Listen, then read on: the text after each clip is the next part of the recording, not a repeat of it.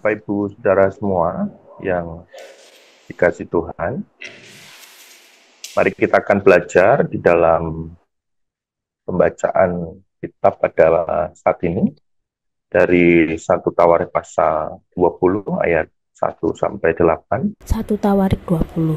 Pada pergantian tahun, pada waktu itu raja-raja biasanya maju berperang. Maka Yoab membawa keluar bala tentaranya, lalu ia memusnahkan negeri Bani Amon. Kemudian ia maju dan mengepung kota Raba, sedang Daud sendiri tinggal di Yerusalem. Yoab memukul kalah Raba dan meruntuhkannya. Sesudah itu Daud mengambil mahkota dari kepala raja mereka. Beratnya ternyata setalenta emas, bertahtakan sebuah batu permata yang mahal, dan itu dikenakan pada kepala Daud. Juga diangkutnya banyak sekali jarahan dari kota itu. penduduk kota itu diangkutnya dan dipaksanya bekerja dengan gergaji, menggerek besi dan kapak. Demikianlah juga diperlakukan Daud segala kota Bani Amon. Sesudah itu pulanglah Daud dengan seluruh tentara ke Yerusalem. Sesudah itu timbullah pertempuran melawan orang Filistin di Geser. Pada waktu itu Sibkai orang Husa memukul kalah Sipai, seorang dari keturunan raksasa, dan mereka ditundukkan. Maka terjadilah lagi pertempuran melawan orang Filistin. Lalu Elbanan bin Yair menewaskan Lahmi, saudara Goliat, orang Gad itu, yang gagang tombaknya seperti pesa tukang tenun. Lalu terjadi lagi pertempuran di Gad, dan di sana ada seorang yang tinggi perawakannya, yang tangannya dan kakinya masing-masing berjari 6, 24 seluruhnya. Juga orang ini termasuk keturunan raksasa. Ia mengolok-olok orang Israel, maka Yonatan anak Simea kakak Daud menewaskannya. Orang-orang ini termasuk keturunan raksasa di Gad. Mereka tewas oleh tangan Daud dan oleh tangan orang-orangnya. Ya. Amin. Amin. Terima kasih saudara-saudara semua yang sudah membacakannya. Dan Bapak Ibu Saudara, pada saat ini kita akan membahas terkait tentang peperangan atau pertempurannya yang dilakukan oleh bangsa Israel melawan beberapa bangsa yang lain.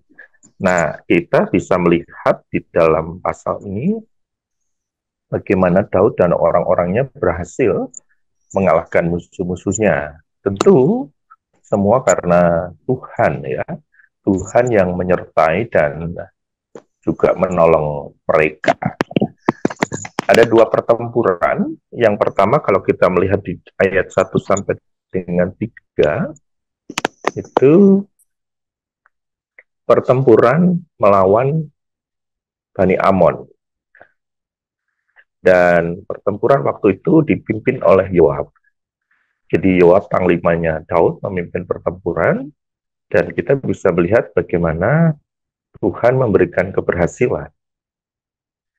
Jadi Yoab bisa berhasil memusnahkan negeri Bani Amon dan juga meruntuhkan kota Raba.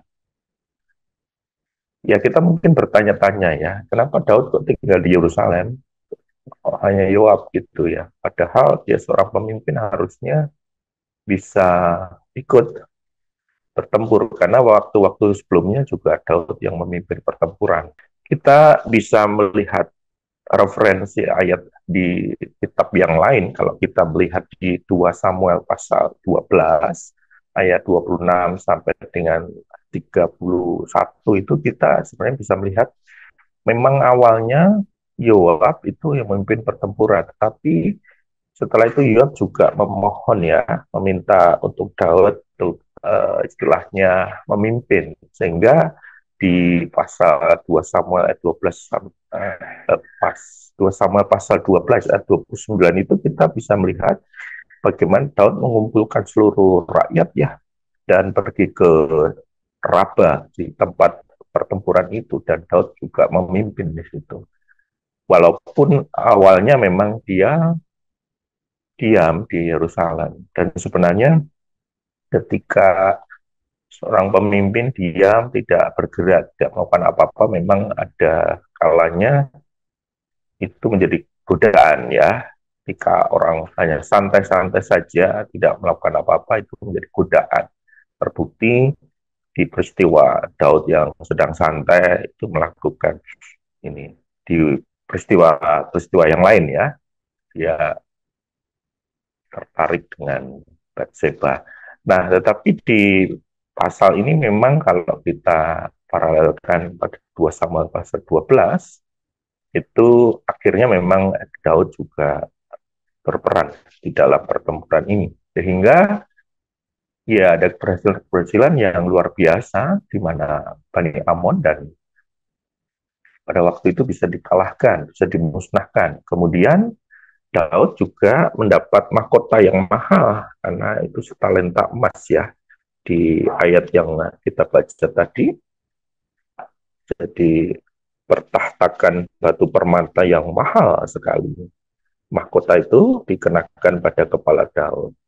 Pada waktu itu memang sudah biasa ya ketika satu bangsa itu menang dalam pertempuran terhadap bangsa lain, maka dia juga bisa saja punya hak untuk mengambil segala sesuatu dari bangsa yang dikalahkan itu. Maka memang dalam hal ini Daud bisa mendapatkan mahkota yang mahal tadi, pertahakan batu permata. Bahkan di ayat 3 itu penduduk itu juga diangkut lalu bekerja, ya.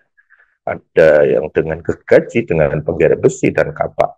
Jadi memang kemenangan bangsa itu memiliki keuntungan yang di luar dari keberhasilan pertempuran sendiri, tapi ada efeknya, yaitu keuntungan-keuntungan yang bisa dirasakan oleh bangsa yang memenangkan pertempuran itu. Nah, setelah itu baru Daud balik ke Yerusalem ya bersama tentara-tentaranya. Ini cerita tentang pertempuran melawan Bani Amon di ayat 1 sampai dengan 3. Kemudian berikutnya pertempuran melawan Filistin di ayat 4 sampai dengan 8.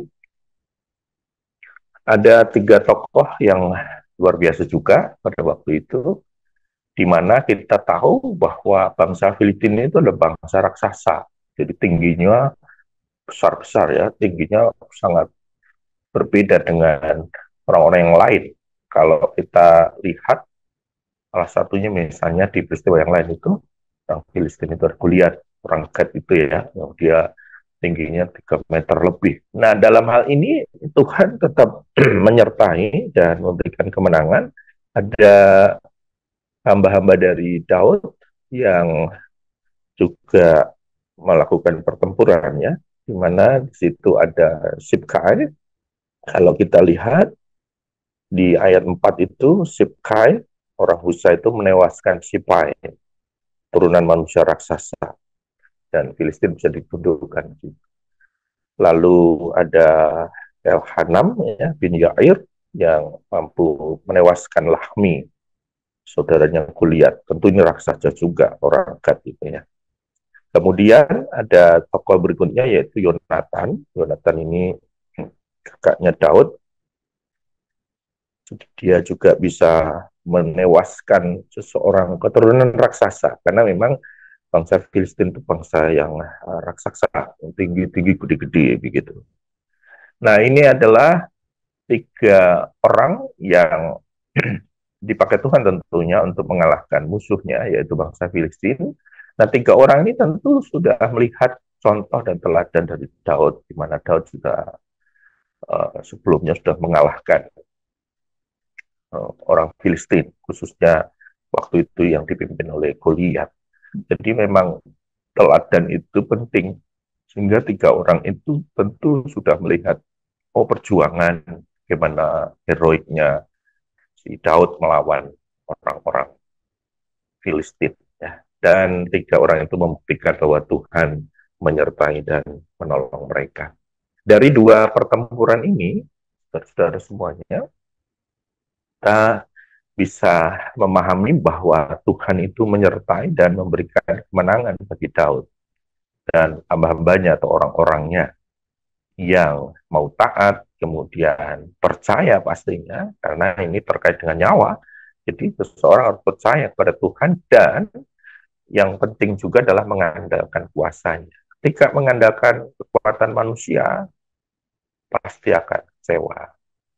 Sehingga yang menjadi pertanyaan reflektifnya, pertanyaan aplikasinya adalah sejauh mana kepercayaan Anda pada Tuhan, sejauh mana kepercayaan saudara pada Tuhan selama ini, karena kita juga tentu menjalani kehidupan ini seperti perjuangan, seperti pertempuran juga melawan, memang tidak secara fisik ya, tetapi melawan kuasa-kuasa si jahat. Jadi kita harus punya kepercayaan. Dan sudahkah Anda mengandalkan kuasanya? Ketika seorang mengandalkan kuasanya, kuasa Tuhan, dengan kepercayaan tadi, pasti Tuhan akan menyertai dan menolong, bahkan memberikan kemenangan seperti Daud dan hamba-hambanya yang bisa mengalahkan Bani Ammon dan juga orang-orang Filistin.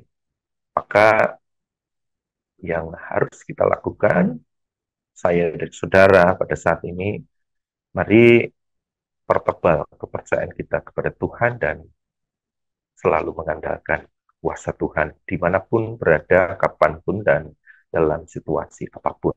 Kiranya Tuhan memberkati, menguatkan kita, dan selalu berikan kemenangan dalam kehidupan ini.